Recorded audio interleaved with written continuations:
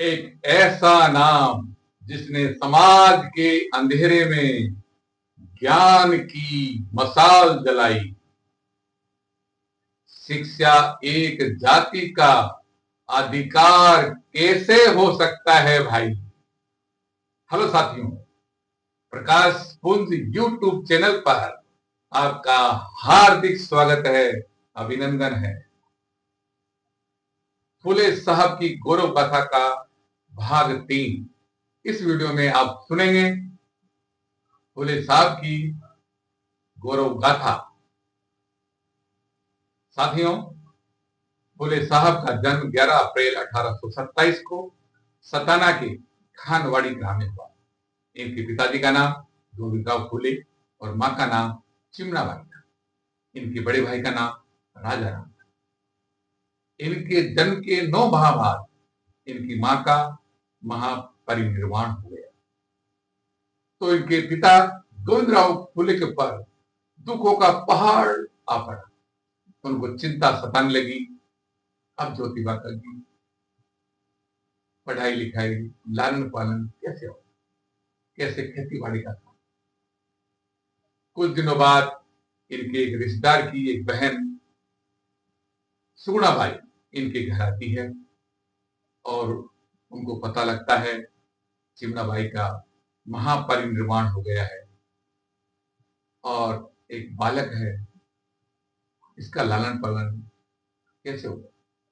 ये सोचकर उन्होंने ज्योतिबा के लालन पालन की जिम्मेदारी अपने ऊपर ली।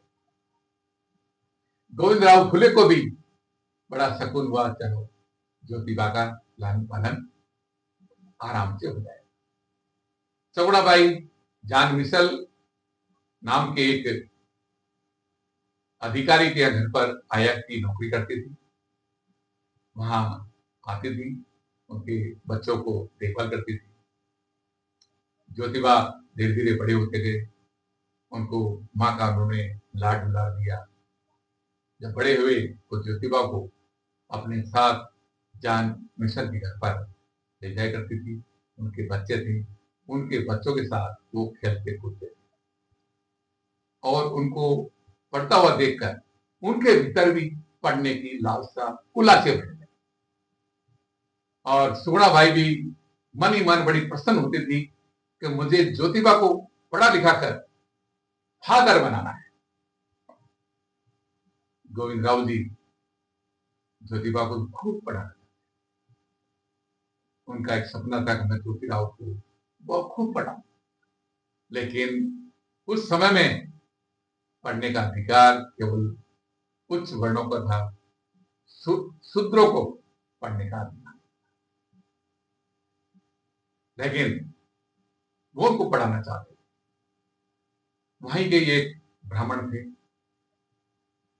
विनायक राव जोशी, जिनको ज्योतिबा को पढ़ने लिखने का दायित्व सौंपा।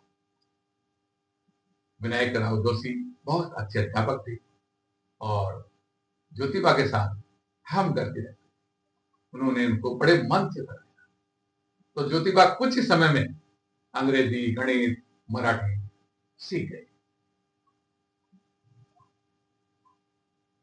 ज्योतिबा बड़े हुए तो उनको एक स्कूल में उनको भर्ती करने का उनके मन में ये विचार आया कि अब ज्योतिबा को स्कूल में भर्ती करवाना चाहिए।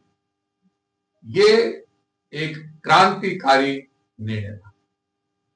ज्ञात इतिहास में एक पिछड़े वर्ग का बालक स्कूल में भर्ती कराने का एक पिता का निर्णय बहुत क्रांतिकारी। 1833 ईस्वी में ज्योतिराव फुले को स्कॉटलैंड मिशन स्कूल में भर्ती कराया। ज्योतिबा स्कूल जाते और बहुत जल्द ही उन्होंने अपने वहां के जो अध्यापक जन पढ़ाते थे उनको घर आकर पढ़ते थे और उन्होंने अपने अध्यापक का दिल जीता। ये बात जब सबको पता लगी तो ब्राह्मणों को ये बात नाग बार होता, एक अछूत बालक, एक शूद्र का बालक स्कूल से, ये तो एक उनके ऊपर करारा तमाचा था, उनको वज्रपात हुआ। यदि शूद्र ही पढ़ लिख जाएंगे तो हमारा ब्राह्मणत्व कैसे बच पाए। उन्होंने फुले साहब को धमकाना शुरू किया। जब फुले साहब नहीं रुके तो उन्होंने समाज, रिश्तेदार, इन लोगों से कहना शुरू किया, देखो फुले अपने बच्चों को पढ़ा रहा है और तुम उनसे कहो कि अपने बच्चे को पढ़ाई से निकाल। समाज का उनके पर दबाव बढ़ता गया, रिश्तेदारों का दबाव बढ़ता गया।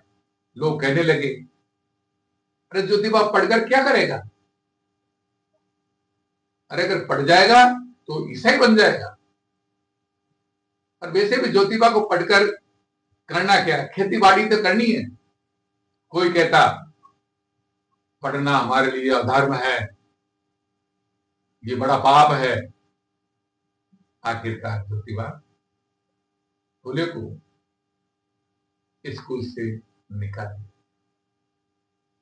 ज्योतिबा फुले अपने पिता के साथ खेतीबाड़ी का काम करते और खेतीबाड़ी के काम को निपटाकर उनके भीतर जो पढ़ने की ललक थी वो और बढ़ती गई। वो किताबें पढ़ते और लोगों से चर्चा करते। उनका चर्चा का प्रभाव ऐसा हुआ कि उनके ही वहां के गफ्फार मुंशी बैग और एक अंग्रेज अधिकारी विजिट साहब उनकी बातों से बहुत प्रभावित। सगुणाबाई जी ने उनसे निवेदन किया कि आप गोविंद राव को समझाएं और ज्योतिबा को स्कूल में पुनः भर्ती। विजिट साहब और गफ्फार बेग जी ने गोविंद राव को समझाया और पुनः 1843 ईस्वी में पुनः उन्हें स्कॉटिश मिशन स्कूल में एडमिशन करवाया। वहां से उन्होंने हाई स्कूल प्रथम श्रेणी से पास किया। साथियों, ये वीडियो आपको कैसा लगा? यदि वीडियो आपको अच्छा लगे इसे लाइक करें, शेयर करें, सब्सक्राइब करें और अपने भाई को, अपने दोस्त को, अपने मित्र को प्यार, दुलार, आशीर्वाद दें। जय फूले, जय भीम, जय संविधान, जय भारत।